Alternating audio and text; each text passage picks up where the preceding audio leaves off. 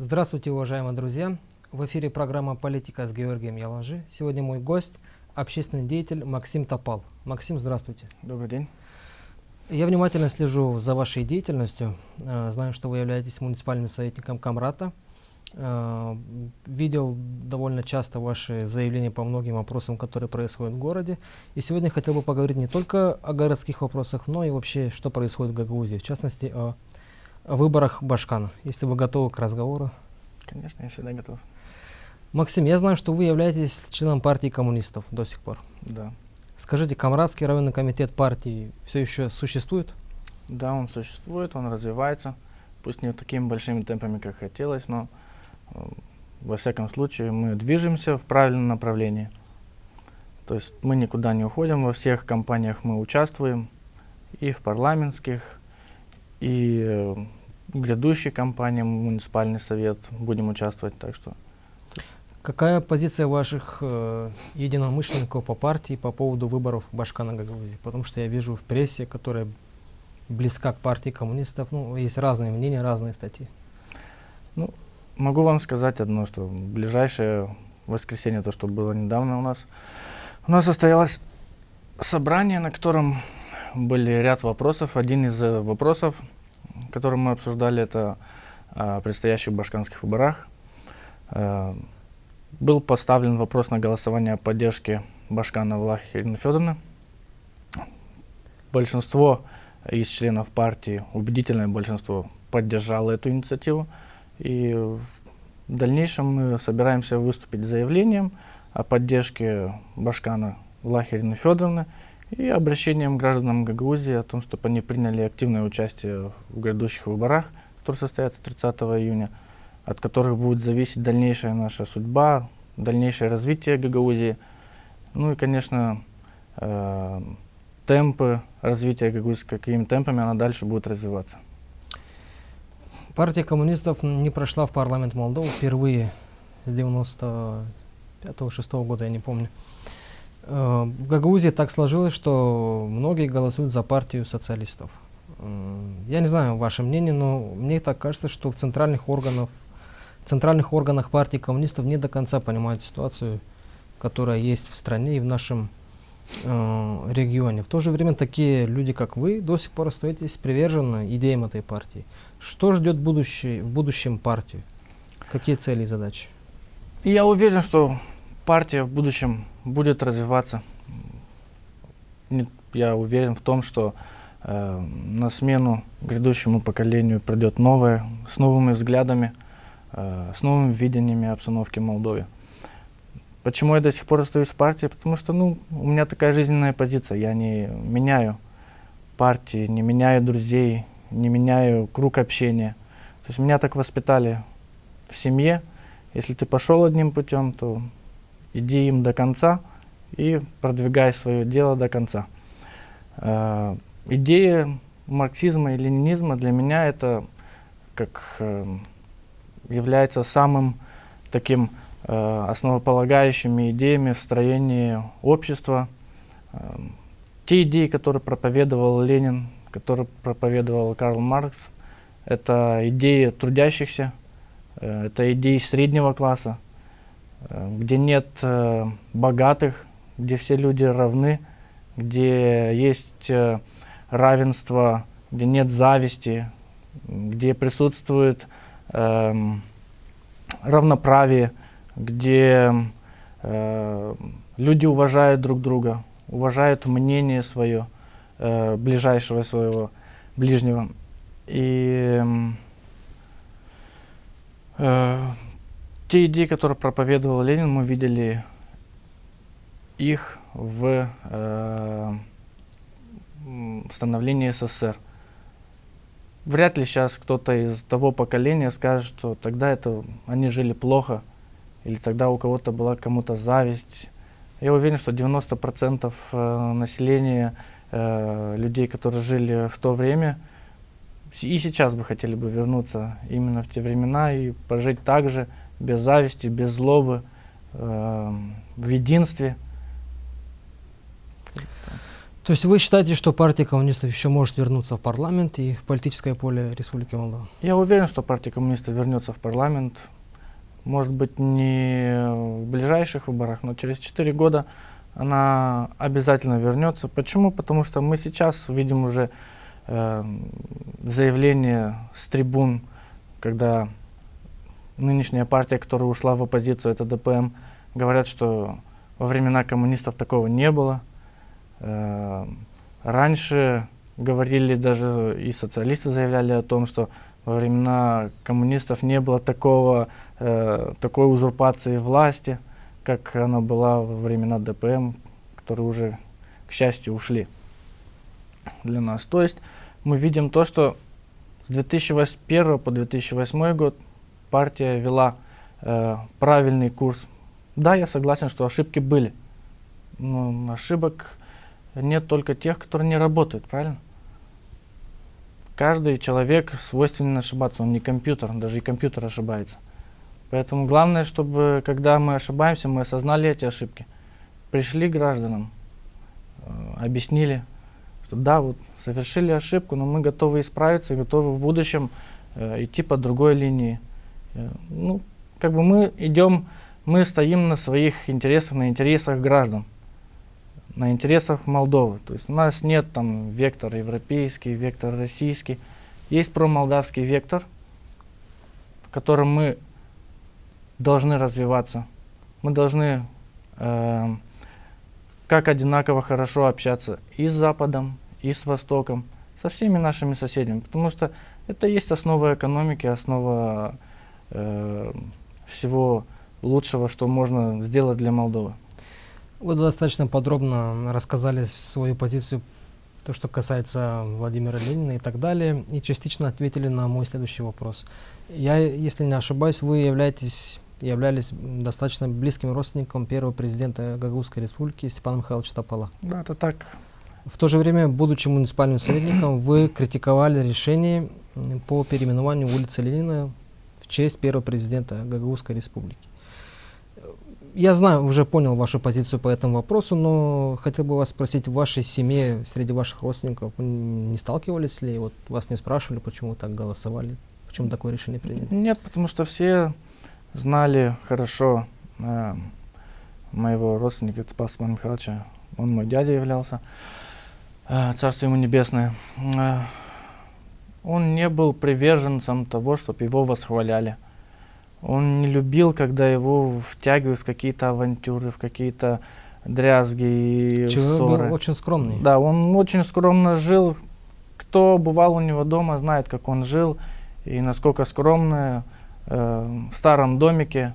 То есть не было у него ни богатства. Человек жил скромно, спокойно, ему не нужны были вот эти вот лавры. Для него главное было, чтобы его помнили. А каким образом можно помнить человека? Можно не обязательно там менять улицу, его названием. Это не является составной частью того, чтобы осталось в умах поколения память о нем. Можно проводить всевозможные круглые столы о том, как становилась Гагаузия, каким образом, кто зарождал Гагаузию. Можно ввести в школах, на классных часах, там, ежемесячно, либо ежегодно рассказывать об этом, обо всем, чтобы как бы наши дети, наше подрастающее поколение помнило таким образом о нем. Но менять что-то, накладывать имя человека сверху другого имени, ну, которым уже есть память, я считаю, что это неправильно. Почему? Потому что придет другая власть, придет третья власть, кому-то не понравится имя этой улицы, название этой улицы, да? Он скажет, почему бы нам тоже не поменять? Вот у нас был такой-то деятель, давайте поменяем эту улицу вот в честь такого-то, он был лучше. Это приводит к столкновению между обществом и раздраем. Это ни к чему не приведет. И я думаю, что Камрадский муниципальный совет принял правильное решение изначально посоветоваться с народом, которые же гражданами города Камрад, которые проживают здесь. Как они решат, если они решат своим большинством, конечно, что нужно переименовать, то Мы обязаны подчиниться большинству. Это есть основа демократии. Меньшинство всегда подчиняется большинству. Поэтому, если граждане решат так, значит будет так. Если решат, что не оставим именем Ленина, значит оставим именем Ленина. Моя изначальная позиция была такой. Вы камрадчанин, правильно? Да. Вы в настоящее время являетесь доверенным лицом кандидата в Башкана Ирины Влах, если я не ошибаюсь. Да, Бывая в других населенных пунктах Гагаузии, мне часто приходится слышать такие мнения, что Башканам Гагаузии за эти 4 года уделялось какое-то приоритетное внимание муниципию Камрад, что здесь было больше сделано, чем в других местах. А здесь же есть, наоборот, люди, которые считают, что при поддержке Ирины Влах здесь мало чего было сделано в Камрате. Ваше мнение по этому вопросу? Чувствуются ли изменения в столице Гагаузии? конечно, чувствуется. Вы можете заметить, это заметно невооруженным глазом, как я и говорил раньше, заметить те изменения, которые происходят в Камрате, не заметить, вернее, те изменения, которые происходят в Камрате, может только слепой, либо человек, который не хочет это все видеть, которому, то есть, не нужно это все замечать. Мы видим, как строятся дороги, мы видим, как из года в год прокладываются новые водопроводные сети, прокладывается канализация, мы видим, какие социальные проекты у нас в городе произошли благодаря Влахе Ирине Федоровне, благодаря ее политике, благодаря ее конструктивному диалогу с внешними партнерами, с нашими братьями из Турецкой Республики. Поверьте мне, не каждая страна, не каждый руководитель просто так будет вкладывать в никому непонятную автономию миллионы. Я не думаю, что это сделано просто потому, что мы братья. Нет. До этого были и другие два Башкана, но почему-то... Тоже братьями были, однако. Да, но однако таких инфраструктурных проектов не было. Это говорит о чем? Это говорит о том, что действительно был найден правильный подход к нашим внешним партнерам. Был выстроен диалог, нормальный диалог на доверительных отношениях. Поэтому мы показали себя, мы показали как честный, трудолюбивый народ, и даже Европейский Союз начал вкладывать в нас деньги. Это в тот регион, который является пророссийским. Они видели, что, ладно, вы являетесь вы пророссийским, ничего страшного. Если вы будете показывать, что вы честны по отношению к нам, мы будем в вас вкладывать деньги. Я уверен, что для Евросоюза не важно то, чей вектор, чему вектору придерживаются граждане. Для них важна открытость, честность, хорошие идеи и, конечно же, правильная реализация, без всяких левых движений и так далее, и так далее. На прошлой неделе муниципальный совет собрался на экстренное заседание по поводу тех событий, которые происходили, а именно политический кризис в Кишиневе. Как известно, большинство советников выступило в поддержку действий президента, парламентского большинства и нового правительства. Но в то же время несколько советников, я не знаю, сколько их было, там 2-3, сделали заявление в поддержку правительства Павла Филиппа и Демократической партии. Как вы это прокомментируете? Как я могу прокомментировать действия советников, которые не подчиняются власти, законной власти, которая была избрана? Она была действительно избрана законно, потому что в Конституции ясно и четко написано, что в течение 3 месяцев должна быть создано парламентское большинство. И в Конституции нет сроков 30 дней, которые нам трактовал Конституционный суд. И такой прецедент был и в 2015 году, когда тот же председатель Конституционного суда Анастасия тогда давал ясный и давал ясный и четкий ответ на те сроки, в которые должно было быть создано парламентское большинство. То есть, если это 15 декабря начало, то получается 15 марта конец. Всем это понятно и ясно. В связи с чем Конституционный суд так трактовал это уже разберутся власти Молдовы. Я думаю, что они найдут виновников, всех накажут по всей строгости закона. А что касается камрадских муниципальных советников, которые ну, поддержали правительство Филиппа. Всем известно, в какой партии они состоят, какую организацию они представляют. Я уверен, что если бы они проголосовали, ну, не подписали бы эту поддержку, то многим из них бы, наверное, бы пришло втык, либо какие-то указания о том, что вы неправильно делаете, или так далее, и так далее. Думаю, последовали какие-то наказания, я в этом уверен просто. Продолжая эту тему, на днях примар Камрата и муниципальный совет отчитывались о проделанной работе за 4 года. Я для себя там узнал одну цифру, а именно 197 миллионов леев, которые были инвестированы в Камрат в качестве капитальных инвестиций. Ну, эта сумма была из разных источников как бы сформирована.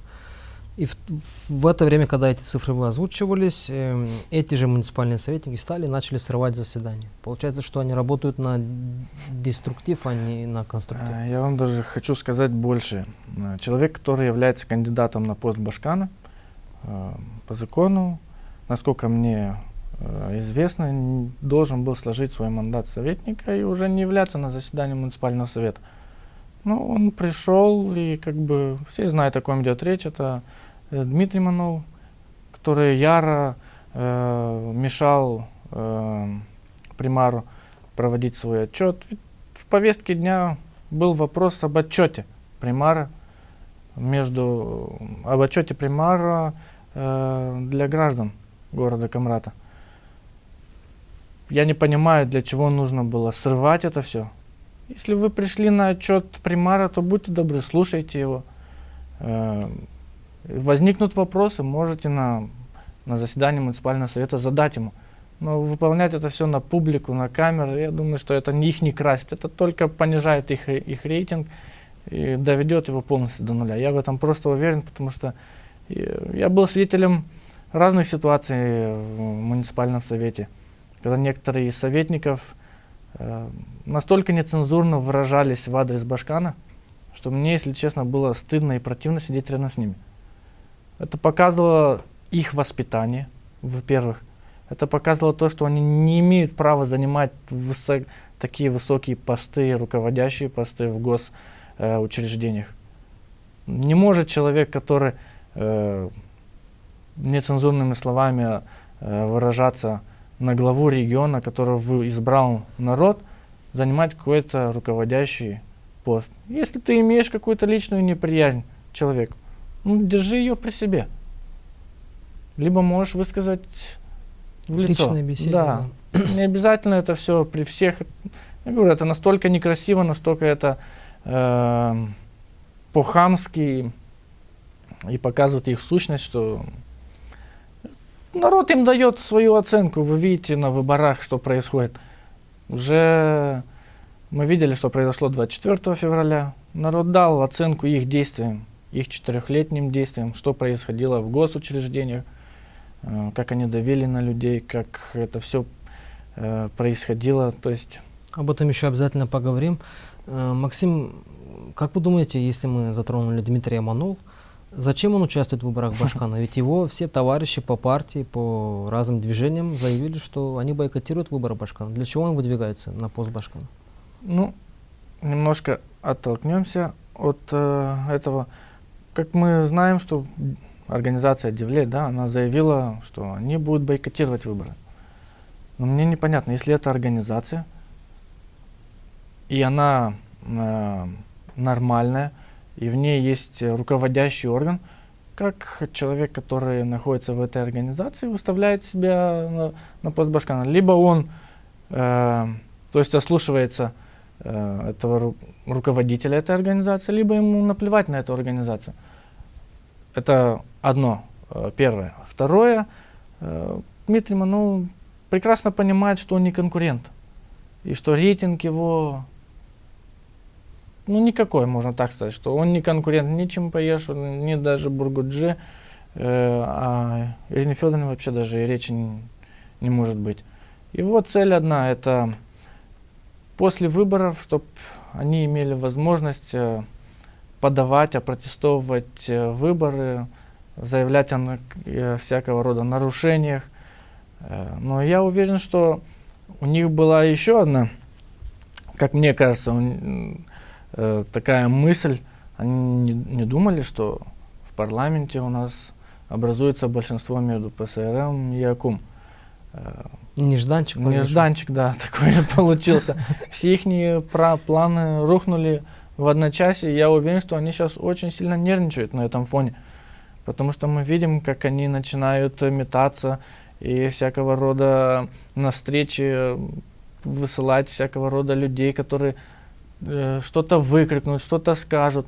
Но что они могут выкрикнуть или сказать, когда мы видим позитивные изменения в Гагаузии, и они продолжаются, и они будут продолжаться.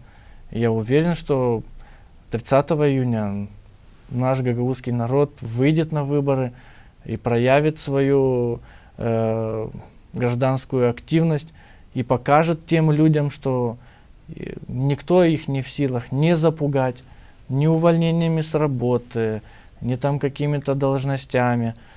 Мы просто должны выйти и показать тем людям, которые находились у власти 4 года назад, что не они хозяева в Гагаузии, а хозяева народ.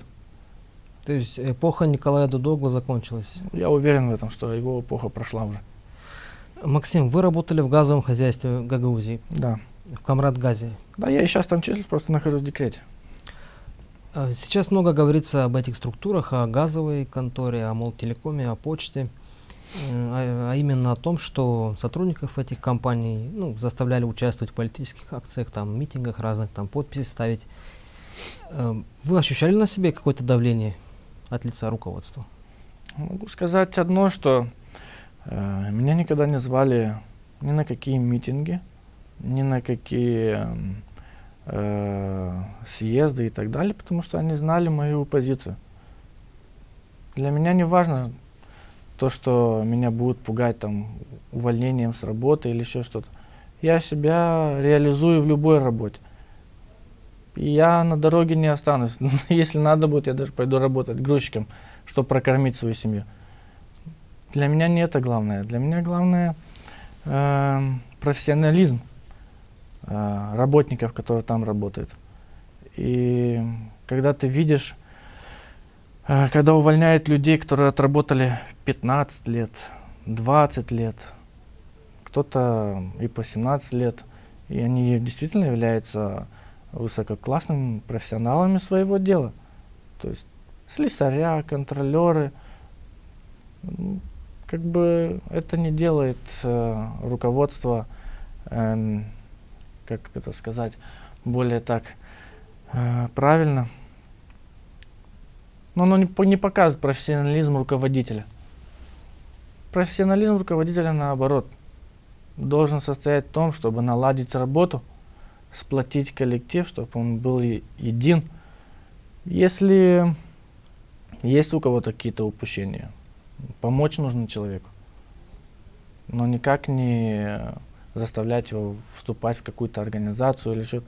Гагаузгаз — это такая, вообще газовая служба — это такая серьезная организация, в которой любая ошибка может стоить жизни рабочим. И То есть там не до политики должно быть? Конечно, абсолютно. Там должны работать профессионалы, которые знают толк в газовой инженерии. Как бы политика вообще не должна касаться ни одного государственного учреждения. Если мы хотим из этого учреждения сделать нормальный, работоспособный организм.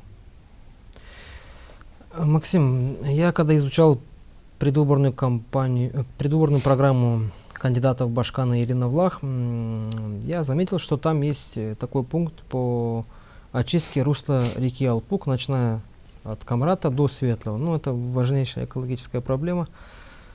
И вот накануне исполком Гагаузии проголосовал за то, чтобы выделить 5,3 миллиона лей на строительство нового коллектора возле Алпука, там, где канализационные сети.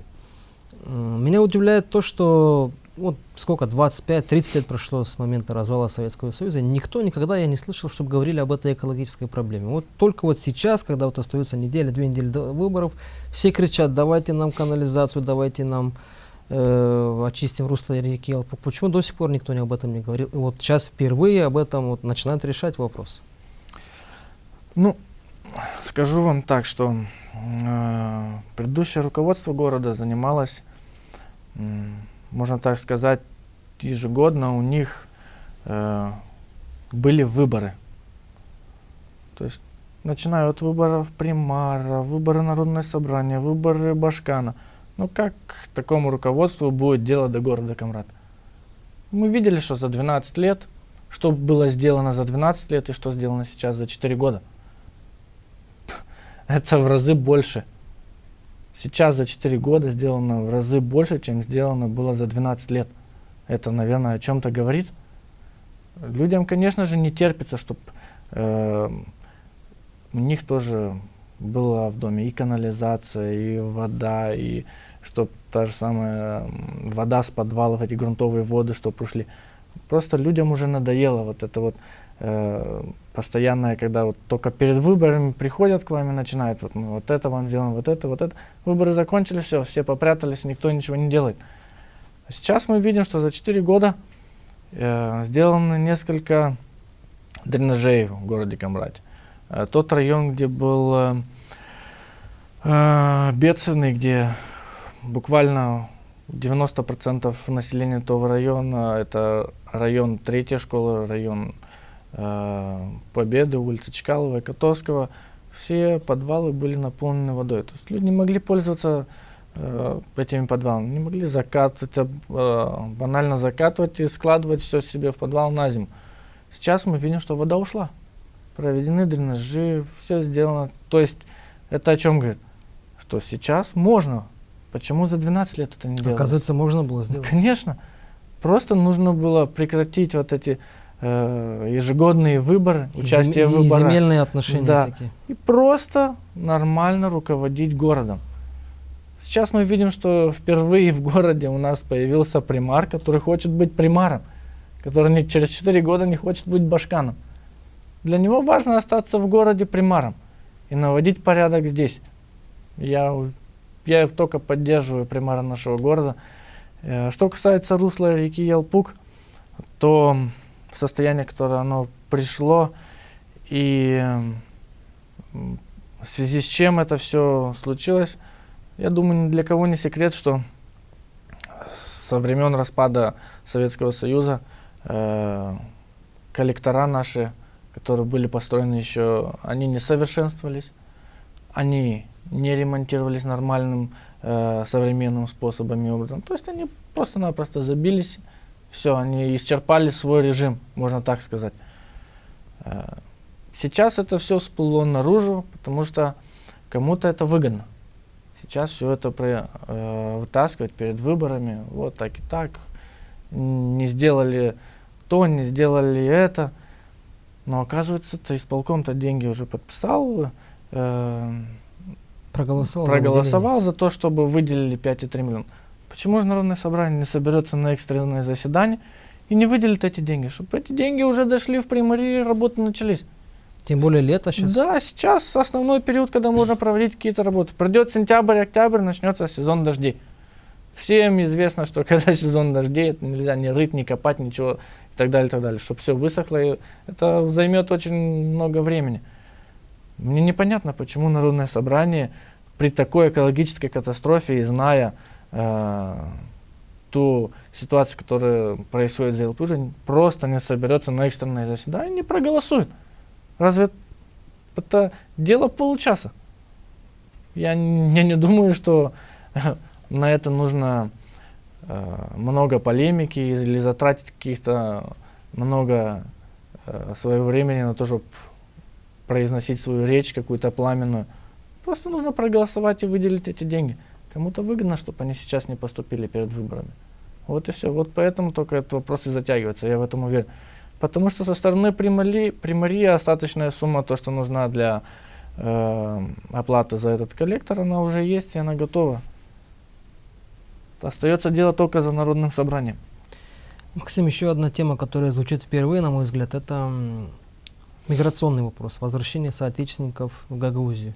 Обещают выплачивать крупные суммы денег, там по 40 тысяч семьям, которые переедут в Гагаузию, устроятся на работу. Там есть еще и другие льготы, в том числе участки под строительство, гранты на создание собственного бизнеса. Как вы относитесь к этой программе? Вот вы человек, который не уехал, живет здесь, жена, дети, все здесь рядом. Как вы относитесь? Это поможет вернуть наших людей из-за границы? Вы знаете, у меня много моих друзей находится на заработках за границей, кто в Европе, кто в России.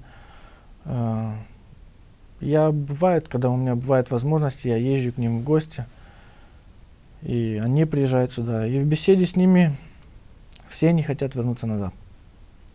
То есть притяжение родного края все равно есть, потому что, в Москве, в России там режим работы совсем другой. Там нет времени на то, чтобы повидаться с друзьями, посидеть, поболтать, как любят обычно это наши гагаузы, то есть за шашлыками выпить стакан вина, нормально пообщаться, то есть там на это всего времени нет. Либо ты работаешь и кормишь свою семью, либо ты не работаешь, и твоя семья будет голодать. Те, кто смог купить в России жилье, то есть для них они смысла не видят возвращаться сюда. Но те, кто снимают квартиру, я со многими разговариваю, и они говорят, что найти бы здесь хорошую работу, 6-7, они бы вернулись бы с семьями сюда. То есть их держит там только одно. Это заработок, это цель у них одна, прокормить свою семью. Они живут, снимают там квартиры, то есть условия практически идентичны нашим. Только на еду, питание, отдых и так далее. Больше ничего. То есть накопить там для чего-то при нынешней курсе рубля и лея, то есть это нереально, невозможно. То есть в России уже невыгодно работать? Нет, абсолютно невыгодно. Говорю, невыгодно только тем, кто не имеет своего жилья. Если ты не имеешь своего жилья, то есть ты заработать там себе на... не то, что заработать, отложить не сможешь. Нет смысла просто для этого там работать и тратить свой молодой возраст именно в России. Реализовывать нужно себя здесь, в Гагаузии. В Гагаузии сейчас работы полно. Просто у нас молодежь немножко ленивая. Все хотят сидеть в офисе, за столами, за компьютером, руководить. Никто не любит грязную работу. У меня возникает вопрос, а кто ее будет делать? Если ее не будет делать вы, то кто тогда? Все равно придется. Работы море. Просто нужно немного нашу молодежь, родителей, чтобы они их немного встряхивали, не давали им постоянно при первой же возможности деньги, чтобы они могли отдыхать. Просто сказать: все, тебе исполнилось 18 лет, друг мой, будь добр, пойди устройся куда-то, зарабатывай. Я свои первые деньги начал зарабатывать где-то в возрасте 17-18 лет. То есть летом, когда я не учился, я работал грузчиком. Ничего в этом зазорного нет. Не профессия делает человека, а человек делает профессию. Чтобы все это понимали. Я когда учился, я работал официантом. То есть, работая в газовой, я работал, кроме этого, еще на 2 работах. В газовой, после газовой я шел работать тренером. После того, как отработал тренером, я шел работать официантом. То есть, когда у тебя есть цель, есть потребность, ты будешь работать. А что касается Европы, все в курсе сейчас, что у нас открылась фабрика Фуджикура, и вокруг нее столько много скандалов много, да. Скандалов. Наша молодежь кричит: ой, там так трудно, ой, там так это. Я хотел бы задать им вопрос, а кто-то из них был в Европе, работал на конвейерной работе?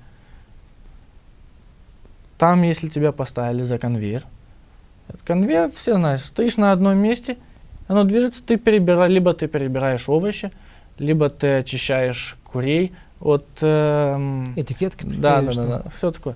То есть ты стоишь 10 часов, 12, не отходишь. Тебе дают ровно 15-20 минут на то, чтобы ты перекурил и дальше. Я согласен, Вот и у нас всё. привыкли, как в старые Да, советские старые времена. советские времена. Пришел на работу, ушел, и как бы КПД получается очень низкое. Здесь Все вот говорят, что в Европе можно... капиталистические условия, они Да. все-таки другие. Все кричат, в Европе можно заработать, можно заработать. Не так-то просто там деньги зарабатывать, чтобы они понимали. Европеец никогда тебе просто так $100 или 100 евро не даст. Он за это потребует полную отдачу. И не дай бог ты не будешь справляться со своей работой. Тебя там держать не будут. То есть что мы видим в Фаджикуре? Есть полный соцпакет. Но предприятие работает, Да, люди предприятие работают, работает. зарплаты самое- высокие. Что самое главное, работают люди сел. Большинство молодежь сел. Почему в селах могут работать, а в Камрате не особо так тяготеют этим? Значит, вся проблема воспитания. Значит, это им не нужно. Есть что-то лучшее. Раз есть что-то лучшее, тогда будьте добры, не нужно говорить плохое об этом предприятии. Максим, в будущем, а вот сейчас объявили 20 октября выборы в местные органы власти. Советником будете баллотироваться заново? Да, мы будем баллотироваться от партии коммунистов, опять же, как я говорю. Прошлый наш состав муниципального совета, то, что посписочно был, я считаю, это был самый профессиональный состав. Вы в целом имеете? В целом, да. Самый профессиональный состав из всех составов, которые были представлены.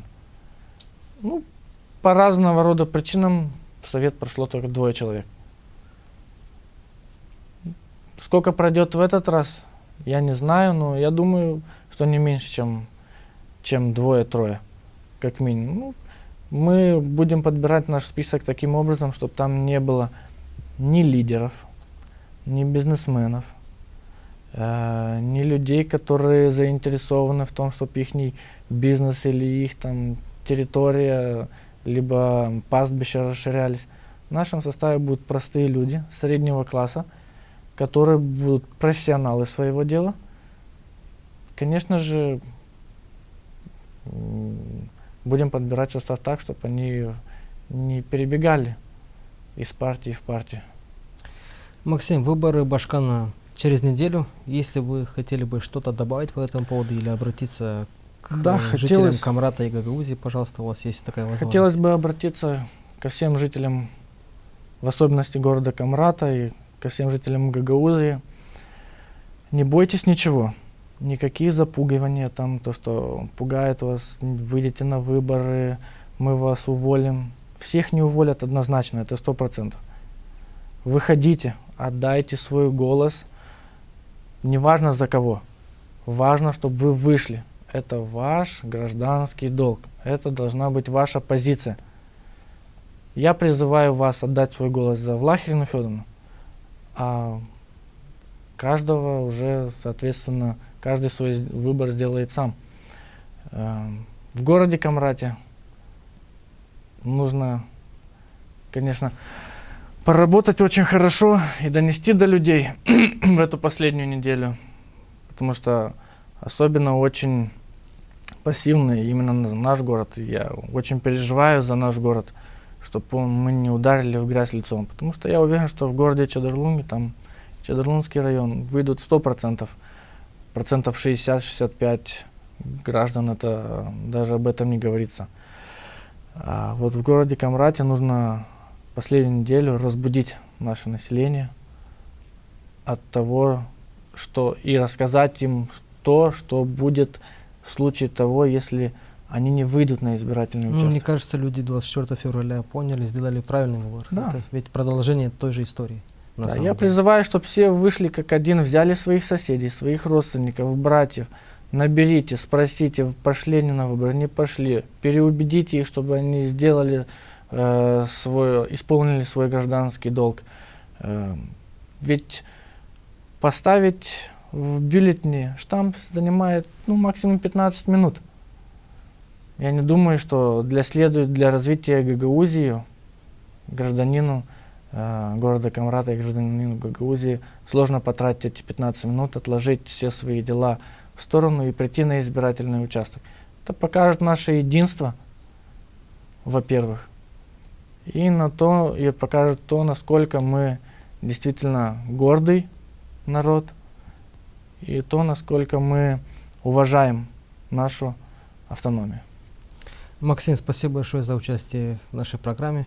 А зрителям я хотел сказать спасибо за внимание. Следите за новыми выпусками на моем канале в YouTube. Пишите комментарии, ставьте лайки. Всего доброго.